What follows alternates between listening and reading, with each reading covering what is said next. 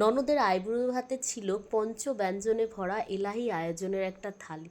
আহা, দেখেই মন ভরে যাচ্ছে আমার। এখন এখন আমি যখন ভয়েস দিচ্ছি আমার জিভে জল চলে আসছে সেই মেনুর কথা মনে করে। তো এটাই ছিল আমার ননদকে দেওয়া শেষ আইবুড়ো ভাত, বাড়িতে দেওয়া আইবুড়ো ভাত।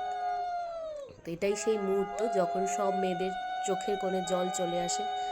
নতুন জীবনে পা রাখার পাশাপাশি নিজের বাড়িকে ছেড়ে যাওয়া, নিজের বাবা মা সবাইকে ছেড়ে যাওয়ার যে একটা বেদনা, দুঃখ,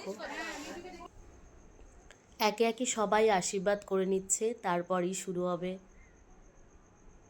আইবুড়ো ভাত খাওয়া। এটা হলো জেঠি, মা, ছোটো মা, জেঠি, পিসি সবাই এখানে। এটা জেঠু আশীর্বাদ করে একটু খুনসুটি করে নিচ্ছে।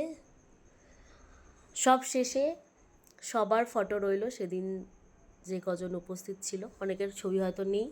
তো এটাই হলো আমার ননদের আইবুড়ো ভাতের দিন। আমি চেষ্টা করলাম একটা ছোট্ট স্মৃতি করে রেখে দেওয়ার।